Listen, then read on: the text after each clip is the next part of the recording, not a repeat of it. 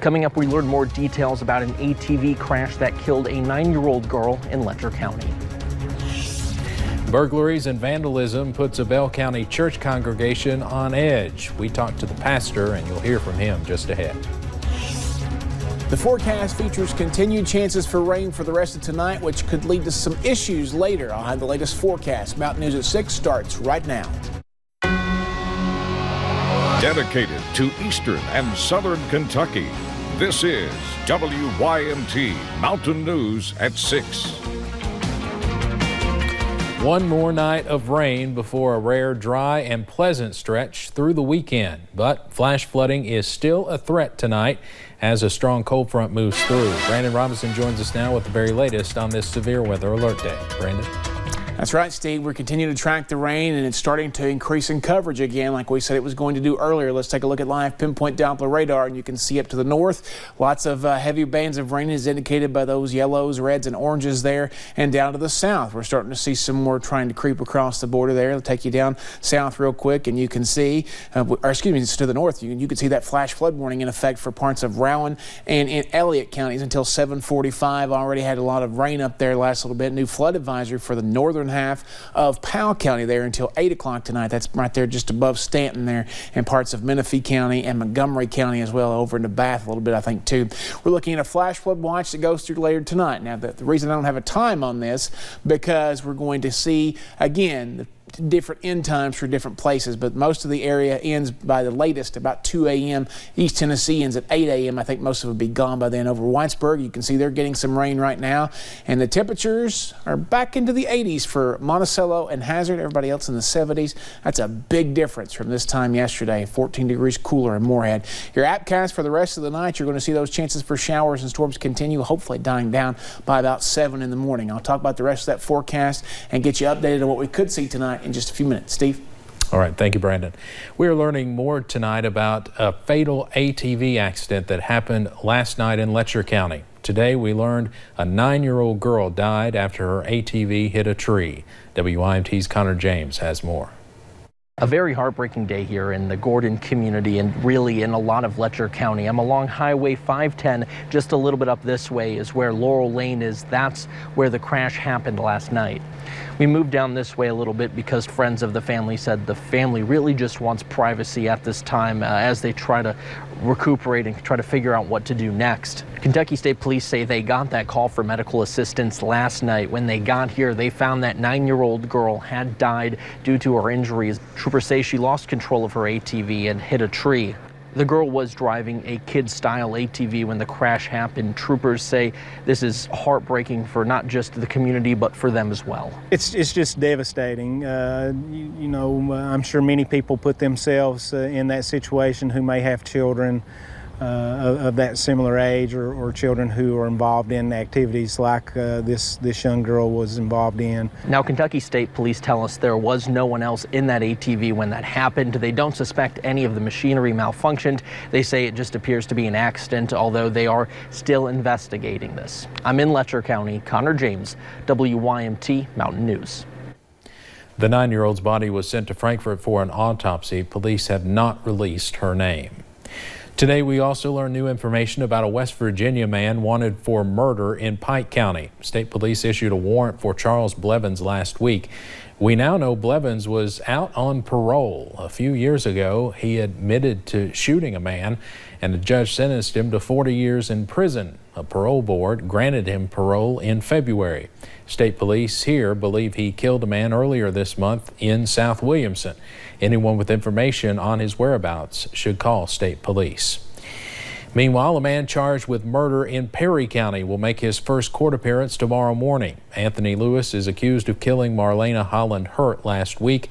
Investigators say he stabbed and beat her. Lewis faces a murder charge. He was out on parole after being sentenced to 50 years in a Harlan County case. During the past few years, a Bell County church has had its air conditioning unit stolen, graves vandalized, and ATVs driven through the cemetery they take care of. That's the reason they kept a gate closed, hoping to stop anyone that might want to try something. But now even the gate was the target of a crime during the weekend. WYMT's Hannah Reynolds talks to Pastor Paul Gibson at Mount Mary Baptist Church about the damage. Mount Mary Baptist Church is a close-knit congregation. Most of us grew up together, and most of us is blood family. A lot of us is church family. Small congregation, but we're close. When one hurts, they all hurt. Some of those times have been during the consistent thefts and vandalisms over the last few years. In the past, we've lost our AC units 2 different times. Been some vandalism in the cemetery there, which the church takes care of. That's the reason they had a gate, until that was torn down too. Looks like somebody had tied a rope or a chain to it and jerked it down and just destroyed it. Gibson says it will take around $500 to repair. The theft hurt more than the church's bank account. We have to take that money and replace a gate that could be going to help someone in need. Gibson says while they are confused about why someone would destroy their gate, they forgive and pray for them. In Bell County, Hannah Reynolds, WYMT Mountain News. Police ask if anyone has information on the damage to the gate to contact the Bell County Sheriff's Department. In Laurel County, London firefighters and rescue squad members worked for nearly an hour last night to stabilize a hotel awning after an RV tried to drive under it. You can see the large RV got stuck under the awning at the Comfort Suites in London. Officials say after about an hour of clearing away debris and stabilizing the awning, a tow truck was able to remove the RV. Running for a good cause, the Harlan County High School football team organized a run to raise money for the Black Jewel coal miners still missing their paychecks. Now, tonight at 6, the football team, along with the cross-country and soccer teams, will run a course around Harlan High School. It's going on right now. Each player is looking to be sponsored for $20. Any members of the community can run as well. All the money will be donated to the coal miners and their families.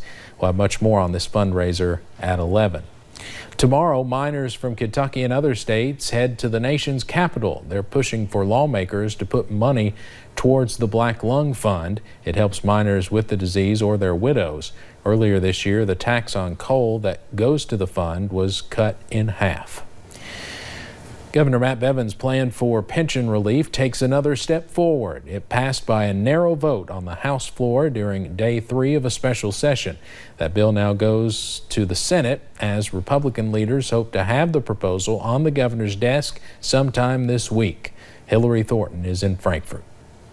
House Bill 1 passes. House Bill 1 narrowly getting out of the House, needing 51 votes to pass, receiving 52. And I think that speaks volumes for this piece of legislation, the concerns, the problems with the bill. 9 Republican members siding with Democrats and their concerns. However, the rest of the majority party believing this bill, which is Governor Matt Bevin's proposal, is the best path forward for the dozens of groups, even with threats of lawsuits and concerns that it violates the contract between employees and the state. If it were to get struck down, which I don't believe it will, I believe it will stand on its merits even if it is litigated. But the consequences of that is there potentially be a lot of people lose their jobs. House Bill 1 would give the groups a 1-year freeze at the much lower 49%. It also gives them options, a choice to either make adjustments and stay in the system or to exit by paying what they owe in a lump sum or in installments. Now, also a concern for many lawmakers is their belief that this proposal is actually the path to some more major changes for the state's pension system. No question that this governor has the attitude of trying to privatize public pensions. And the way you privatize public pensions is you take the first step that was taken today. Now, Democrats did propose a few different amendments to this bill. However, due to the narrow scope of the governor's call into session, those ruled out of order and not given discussion. Some questioning if that is taking away the legislature's independence. No, we did call the shots. We're the ones that passed it with 52 votes on the floor today. That was a legislative decision to do so. Hillary Thornton, WYMT Mountain News. The bill did get its first reading by the Senate earlier this evening and will be considered by a committee in the morning. Now, 9 House Republicans voted against the governor's proposal. Here's a look at those Eastern Kentucky lawmakers: Robert Goforth, Regina Huff, Bobby McCool, Jim Stewart, and Tommy Turner. Whether you are grabbing your daily fruits and vegetables or your favorite pastries, fresh food will soon be available for people in downtown Hazard. Today, the city announced a $100,000 grant from the USDA to build a new pavilion across from the area known as the Triangle. The pavilion will be home to the farmers market and will be available for other community events. Jennifer Weber, the food coordinator with the Community Farm Alliance, says numerous people helped make this project possible. It feels good to have folks coming together and having a vision of how our community can improve itself and working hard towards doing that, and then actually seeing it happen. Officials say they are hoping to start construction this fall and have it available to use as early as the spring of 2020. Looks nice. About a month before students move into the University of Kentucky, more than 300 still do not have housing assignments. UK says they are facing capacity issues because of a record number of incoming freshmen and sophomores staying on campus. A UK spokesperson tells us they are working with students, parents, and RAs to work out the challenges. Tonight at 11, we're getting an inside look at the changes UK is making to make more room for its students. A McCreary County deputy is out of the hospital after being shot in the line of duty last week. Deputy Tyler Watkins released a statement thankful for the overwhelming outpouring of support. The statement goes on to say he hopes to be able to personally thank each and every one when he is able to. Deputy Watkins also thanked the first responders and staff at the hospital. The McCreary County Sheriff expects Deputy Watkins to make a full recovery. Right now, Deputy Watkins says he is focused on resting, recovering, and spending time with family. We're surrounded by flash flood warnings. You see a lot of those red boxes there, and we could see more of that drive into our area later tonight. I'll have the full forecast in just a few minutes. Plus, we'll remember a longtime firefighter from the Big Sandy region who died during the weekend.